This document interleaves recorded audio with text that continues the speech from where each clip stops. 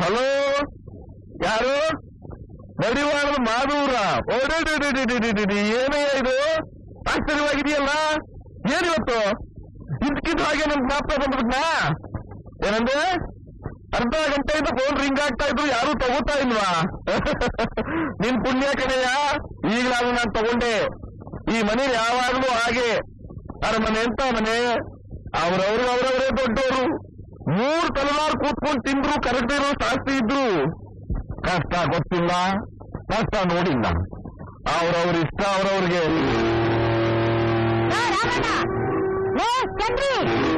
ಎಲ್ರು ಎಲ್ಲಿ ನಗರದಿಂದ ಹಾಳಾಗಿ ಹೋದ್ರೆ 1 ಗಂಟೆಯಿಂದ ಪಡ್ಕೋತಾ ಇದ್ದೀನಿ ಅಂತ ಕೇಳೋರು ಬಿಟ್ಟಿಲ್ವಲ್ಲ ಈ ಮನೇಲಿ. ನೀನೇನು ಹಾಳಾಗಿ ಹೋದ್ಲು, ಈ ಮನೆ ಸೊಸೆ ಅನ್ಸ್ಕೊಂಡಿರೋ ಗೂಬೆ. ಸುಶೀಲ, ಕೋಳಿ ಕೂಗಿ ಸೂರ್ಯ ಹುಟ್ಟಿ ಇಷ್ಟೊತ್ತಾದ್ರು 1 ಕಪ್ ಕಾಫಿ ತಂದ್ಕೊಡ್ಬೇಕಲ್ಲ ಯಾರು ನಿಮ್ಗೆ? ಹಾಲು ಬಂದಿಲ್ಲ. ಹಾಲು ಬಂದಿಲ್ಲ? ಹಾಲು ಬಂದಿಲ್ಲ ಅಂದ್ರೆ ನಿಮ್ ಗಂಡನ ಕಳಿಸಿ ತರಿಸ್ಬೇಕಾಗಿತ್ತು. ಅವನಿಗೆ ಹಾಡಿ ಕೂಗಾಟನ? ಅದು ಕೂಗಾಟ ಅಲ್ಲ ಕಡೆಯ, ನನ್ನ ಹೆಂಡತಿ ಗುಟ್ರು ಹಾಕಿದ್ದು. ಯಾರ ಮೇಲೆ ಅಂದ್ಯಾ? ನನ್ನ ಮೊದಲನೇ ಹೆಂಡತಿ ಮಗ ವಿಶ್ವ ಇದಾನಲ್ಲ, ಅವನ ಹೆಂಡತಿ ಮೇಲೆ, ಅಂದ್ರೆ ಸೊಸೆ ಮೇಲೆ. ಪಾಪ ಅವನೇನ್ ಮಾಡ್ತಾನೆ, ತುಂಬಾ ಮೃದು ಸ್ವಭಾವದವನು. ಯಾಕೆ ಸುಶೀಲ ಚಿಕ್ಕದು ನಿನ್ನ ಕೈ ಮಾಡ್ತಾ ಇದ್ರು? ಅತ್ತೆ ಸೊಸೆ ಹೊಡೆಯುತ್ತೆ, ತಾನೇ ಇಟ್ಕೋಬೇಕು. ಕೈ ಕಟ್ಟ ಆದ್ರೆ ಹೊಡಿತಾರೆ. ಗಂಡ ಅನ್ಸ್ಕೊಂಡ್ರೆ ಬಾಯಿ ಬಿಡೋದಕ್ಕೆ ಬೇರೇನೂ ಇಲ್ವಲ್ಲ.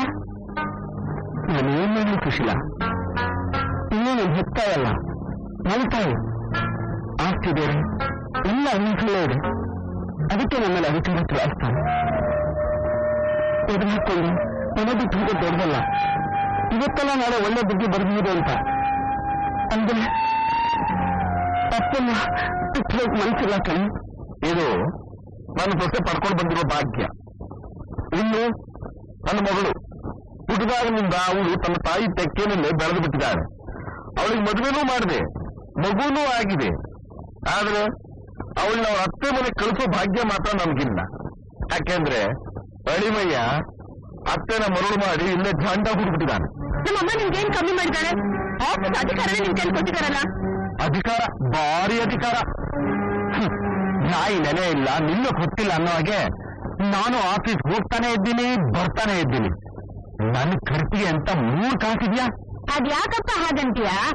ಆಫೀಸ್ ನಿಂದಾದ್ಮೇಲೆ ಅದಕ್ಕೇನು ಕಷ್ಟ? ನಿನ್ ಖರ್ಚಿಗೆ ಅಂತ 4,000 ಇಟ್ಕೋ. 4,000 5,000ನ? ಅಂದ್ರೆ ನಿಮ್ಮ ಮಡಿಯನ್ನೇನು ಭಿಕ್ಷಿತ ಅನ್ಕೊಂಡಿದ್ದೀರಾ? ಕಾರ್ನಲ್ಲೇ ಹೋಗ್ಬೇಕು, ಕಾರ್ನಲ್ಲೇ ಬರಬೇಕು, ಕ್ಲಬ್ಗೆ ಹೋಗ್ಬೇಕು, ಡ್ಯಾನ್ಸ್ ಮಾಡಬೇಕು, 5 ಸ್ಟಾರ್ ಹೋಟೆಲ್ನಲ್ಲೇ ತಿಂತಾ ಇರಬೇಕು. ಬಿಗ್ ಬಿಸ್ನೆಸ್ ಮ್ಯಾಗ್ನೆಟ್ ಬಾಗೇಪಲ್ಲಿ ಭಾಗೀರಥನ್ನವರ ಅಳಿಯ 4,000-5,000 ರೂಪಾಯಿ ಕೈ ಒಡ್ಡಿದ್ರೆ ನೋಡ್ದವ್ರು ನಗೋಲ್ವೇ?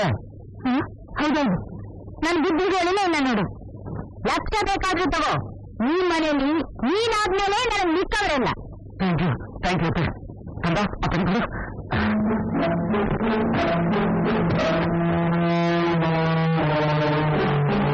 ಅತ್ತೆ, ಈ ಚೆಕ್ ಬಂದು ರುಜು ಹಾಕಿ ನನಗೆ ಎಷ್ಟು ಬೇಕೋ ಅಷ್ಟೇ ತಗೊಳ್ತೀನಿ ಪ್ಲೀಸ್. ಇದು ನಮ್ಮ ಮನೆ ಒಳಗಿನ ಕತೆ. ಇನ್ನು 2ನೇ ಮಗ ಮಹಾಪ್ರಚಂಡ ಪತಿಂಗ. ಅವನೆಲ್ಲಿಗೆ ಹೋಗ್ತಾನೋ, ಏನ್ ಮಾಡ್ತಾನೋ ಅದೇವ್ರೇ ಬಲ್ಲ.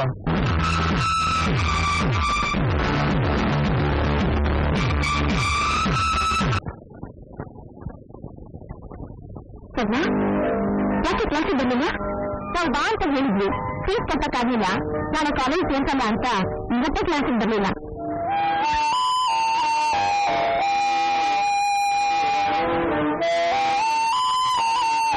ಸರಿಯಾ? ಫೈನ್ ಇದ್ವಿ. ನಾನು ರೈತಿದ್ಯಾ? ಸರಿ ಸರಿ, ನಿಮ್ಮಿಂದ ತುಂಬಾ ಉಪಕಾರ ಆಯ್ತು ಕಣಿ. ತುಂಬಾ ಥ್ಯಾಂಕ್ಸ್. ಹಾಗಾಯ್ತು, ನೀವು ಫ್ರೀಸ್.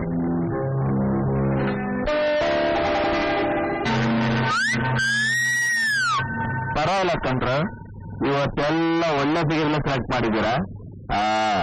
ನೀವೆಲ್ಲ ಈಗ ನಾನ್ ಹೇಳ್ದಂಗೆ ಮಾಡ್ಬೇಕು, ಇಲ್ದಿದ್ರೆ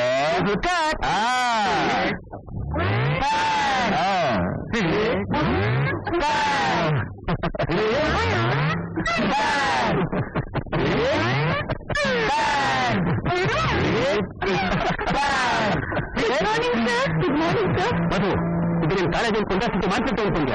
ಇನ್ನು ವಿದ್ಯಾರ್ಥಿಗಳು ಮರ್ಯಾದೆಯನ್ನು ಹೇಗೆ ನಡ್ಕೋಬೇಕಂತ ಗೊತ್ತಿಲ್ಲ ನಿಮಗೆ? ಅಯ್ಯೋ, ಹೊಸದಾಗಿ ಏನಾದ್ರು ಹೇಳಿ ಸರ್. ಹಾಡಿದ್ದ ಹಾಡೋ ಕಿಸ್ಬಾಯ್ ದಾಸ ನನಗೆ ಹೇಳಿದ್ದೆ ಹೇಳ್ತಿರಲ್ಲ ಸರ್. ನನಗೆ ಅದು ಅಷ್ಟೇ. ನಿನ್ನ ಕಾಲೇಜಿಂದ 2 ತಿಂಗಳು ಸಸ್ಪೆಂಡ್ ಮಾಡಿದ್ದೀನಿ. ವಿಷಯ ಕರೆಕ್ಟ್, ಹೇಳಿದ ರೀತಿ ಸರಿಯಿಲ್ಲ ಅಷ್ಟೇ. ನಾವು ಈ ಕಾಲೇಜ್ನ 2 ತಿಂಗಳು ಸಸ್ಪೆಂಡ್ ಮಾಡ್ತಾ ಇದ್ದೀವಿ. ಬಾಯ್. ಬೇಗ ಬನ್ನಿ, ಕಾಫಿ ಆರೋಗುತ್ತದೆ. ಜ್ಯೋತಿನೂ ಬರ್ಲಿ ಅಂತ ಕಾಯ್ತಾ ಇದ್ದೀನಿ ಕಡೆ. ಮಗಳ ಪಕ್ಕದಲ್ಲಿ ಇಲ್ಲದೆ ಹೋದ್ರೆ ಕಾಫಿ ಗಂಟೆ ಎಲ್ಲಿಲ್ಲ ಅಂತೀನಿ. ಏನ್ ಮಾಡೋದೇ ಅಭ್ಯಾಸ. ನಾಳೆ ಮದುವೆ ಮಾಡ್ಕೊಂಡು ಗಂಡನ ಮನೆಗೆ ಹೋದ್ರೆ ಹಾಗೇನ್ ಮಾಡ್ತೀರಾ? ನನಗೂ ಅದೇ ಅರ್ಥ ಆಗ್ತಿಲ್ಲ. ನೀವು ಜೀವನದಲ್ಲಿ ಒಂದೇ ಸಾರಿಗೆ ಸಂತೋಷ ದುಃಖ ಎರಡನ್ನೂ ಕೊಡುವುದು ಮಗಳ ಮದುವೆ. ಒಂದು ಮಗಳ ಮದುವೆ ಆಯ್ತಲ್ಲ ಅನ್ನೋ ಸಂತೋಷ, ಇನ್ನೊಂದು ಮಗಳು ನಮ್ಮನ್ನು ಬಿಟ್ಟು ದೂರ ಹೋಗ್ತಾಳಲ್ಲ ಅನ್ನೋ ದುಃಖ. ಆ ದುಃಖ ತಡೆಯೋಕ್ಕಾಗಲ್ಲ ಅಂತ ಮಗಳು ಗಂಡು ಹಿಡ್ದು ಹೇಳ್ತೀರಾ? ಹಾಗಂದ್ರೆ ಅವ್ರು ಇಷ್ಟಪಟ್ರೆ ನಾಳೆನೇ ಮದುವೆ ಮಾಡೋಕ್ ನಾನು ಸಿದ್ಧ. ಯಾಕಪ್ಪ? ಮತ್ತೆ ಅವ್ರದ್ದು ನಿಂದೆ ಕಣಮ್ಮ. ನೀನ್ ಯಾರನ್ನಾದ್ರೂ ಇಷ್ಟಪಟ್ಟಿದ್ರೆ ಹೇಳು, ನನ್ನ ಆಸ್ತಿನೆಲ್ಲ ಮಾರಿ ಆದ್ರೂ ವರದಕ್ಷಿಣೆ ಕೊಟ್ಟು ಅವನ್ನೇ ತಂದು ಮದುವೆ ಮಾಡ್ತೀನಿ. ಅಪ್ಪ, ವರದಕ್ಷಿಣೆಗೋಸ್ಕರನೇ ಮದುವೆ ಆಗೋರು ಸ್ವಲ್ಪ ಸುಖವಾಗಿರ್ತಾರ? ನಿಜ ಹೇಳ್ಬೇಕಂದ್ರೆ ಒಬ್ಬರನ್ನೊಬ್ರು ಅರ್ಥ ಮಾಡ್ಕೊಂಡು ಕಷ್ಟ ಸುಖದಲ್ಲಿ ಭಾಗಿಯಾಗಿ ಬಾಳಿ ಸಾಗಿಸೋ ಬೆಚ್ಚಿಗೆನು ಮದುವೆ ಇನ್ನು ಪವಿತ್ರ ಬಂಧ. ನೋಡ್ದೇನೆ ಹೇಗೆ ನನ್ನ ಮಗ ಮಾತನ್ನ ಹೇಳ್ತಾ ಇದ್ದೀನಿ. ವರ್ಷಾಂಗಟ್ಲೆಯಿಂದ ತಂದೆ ಮಗಳು ಇದ್ರು ಒಬ್ಬರನ್ನೊಬ್ರು ಹೊಗಳ್ಕೋತಾ ಇರೋದನ್ನ, ಹೀಗೆ ಮಾತಾಡ್ತಾ ಇರೋದನ್ನ. ನೀನು ಮದುವೆ ಮಾಡ್ಕೊಳ್ಳೋ ಆಸೆ ಇದ್ದೇನೆ. ಯಾಕಮ್ಮ ಹಾಗಂತೀಯ? ನಮ್ಗೆ ಜೀವನದ ಬೆಲೆ ಗೊತ್ತಿಲ್ವಾ? ಬಾಳಿ ರೀತಿ ಗೊತ್ತಿಲ್ವಾ? ಮದುವೆ ಅನ್ನೋ ಸೌಭಾಗ್ಯ ನಾವು ಬಳಸ್ದಾಗ ಬರೋಲ್ಲಮ್ಮ, ಅದು ಆ ದೇವ್ರ ಕುಟುಂಬ ಬರೋದು. ಚಿನ್ನಂತ ಮಾತಾಡ್ಯಮ್ಮ.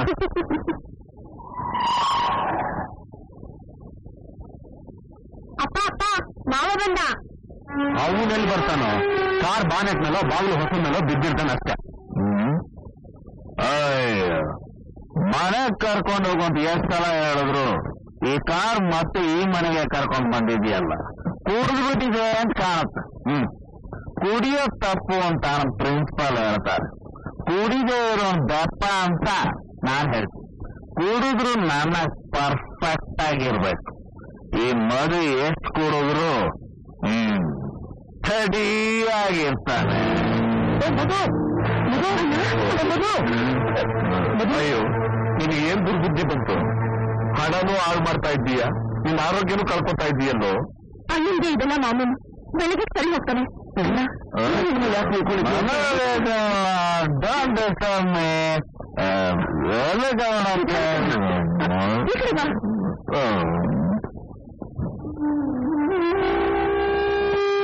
ರೋಹಿಣಿ ಗೋಲಕ್ಷ್ಮಿ ಆಗಿದ್ರೆ ಈ ಮನೆ ದೇವಸ್ಥಾನವಾಗ್ತಿತ್ತು. ಆದ್ರೆ ಆಕೆ ತನ್ನ ದುರಹಂಕಾರದ ಕೊಂಡಾದ್ಮೇಲೆ ಸಂಸಾರ ಹೀಗೇನೆ. ಇಲ್ಲಮ್ಮ, ಈ ಜನ್ಮದಲ್ಲಿ ಆ ಭಾಗ್ಯ ನಮಗೆ ಸಿಕ್ಕೋದಿಲ್ಲಮ್ಮ. ನಂದ ದೀಪಾಗಿ ಮನೆ ಬೆಳಗ್ಬೇಕಾಗಿದ್ದು ಹೆಂಗು? ಬೆಂಕಿ ಜ್ವಾಲೆ ಆದಾಗ ಆ ಮನೆ ಉದ್ಧಾರವಾಗುತ್ತಾ? ಎಲ್ಲ ನಾವು ಪಡ್ಕೊಂಡು ಬಂದಿದ್ದು.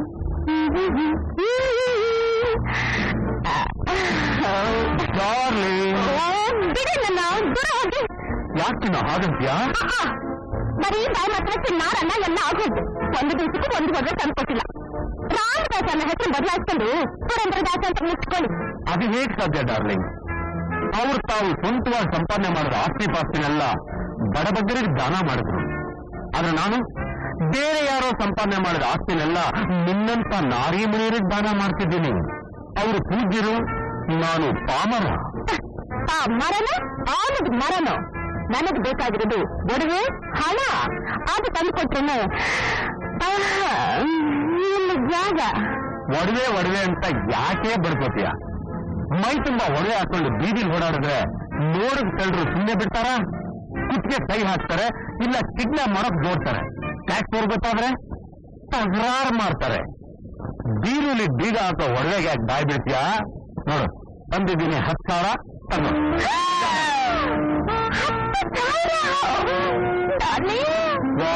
ವಾಹ್, ದುಡ್ಡು ಕೊಟ್ರೆ ಡಾರ್ಲಿಂಗು, ಇಲ್ಲ ಅಂದ್ರೆ ಥ್ರೋಯಿಂಗ. ಇಷ್ಟೊಂದು ದುಡ್ಡು ನಿಮ್ದು ಬಂತು? ನಮ್ ಫ್ಯಾಕ್ಟ್ರಿ ವರ್ಕರ್ಸ್ಗೆ ಬೋನಸ್ ಕೊಡ್ಬೇಕಾಗಿತ್ತು. ಇವತ್ತು ನನಗೆ ಕೊಟ್ಬಿಟ್ರಿ? ನೀನ್ ತಾನೇ ನನ್ ಭೋಗದ ಫ್ಯಾಕ್ಟ್ರಿ, ನಿನಗ್ ತಾನೇ ನಾನು ಕೊಡ್ಬೇಕಾದ್ದು ಬೋನಸ್. ಅಲ್ಲರಿ, ನಿಮ್ ಫ್ಯಾಕ್ಟ್ರಿ ವರ್ಕರ್ ಗತಿ ನನ್ನಂಥ ಯಜಮಾನ ನಮ್ದೋರ್ಗೆ ಅಧೋಗತಿ. ಈ ವಿಷಯ ನಿಮ್ ಮಾವನವ್ರು ಗೊತ್ತಾದ್ರೆ ಪಾಪ, ನಾನ್ ರಾಮದಾಸ, ನಮ್ಮ ಮಾವ ಸತೀದಾಸ. ನಮ್ಮ ಮನೇಲಿ ನಮ್ಮ ಅತ್ತದೇ ದರ್ಬಾರಲ್ಲ. ನಾನ್ ಸ್ವಲ್ಪ ಹೊರಗಡೆ ಅತ್ತೆ ಕೆಲಸದ್ರೆ ಸಾಕು, ಸ್ವಂತ ಮನೇನು ಅಕ್ಕಪಕ್ಕದ ಮನೇನು ನನ್ನ ಹೆಸರು ಬಂದ್ಬಿಡ್ತಾರೆ. ಅತ್ತೆಗೆ ಅಳಿಯ ಅಂದ್ರೆ ಅಷ್ಟು ಪ್ರೀತಿ. ಅತ್ತೆಗೆ ಅಯ್ಯನ ಪ್ರೀತಿ, ನಿಮಗೆ ನನ್ನ ಪ್ರೀತಿ. ನಮ್ಮಿಬ್ಬರನ್ನ ನೋಡಿದ್ರೆ ನಿಮ್ಮ ಹೆಂಡತಿಗೆ ಭಗೀತಿನೋ ಭಗೀತಿ. ಏನು ಪದ್ಧತಿ ಇಲ್ಲ. ಆ ಪೆದ್ಮುಂಡದಕ್ಕೂ ಅವಾಗ ಸ್ವಲ್ಪ ತೋರಿಸ್ತಾ ಇರ್ತೀನಿ ಪ್ರೀತಿನ ಅಷ್ಟೇ. ನಾನು ಯಾರಿಗೂ ಅನ್ಯಾಯ ಮಾಡೋದೇ ಅಲ್ಲ ಆಟ ಡಾರ್ಲಿಂಗ್.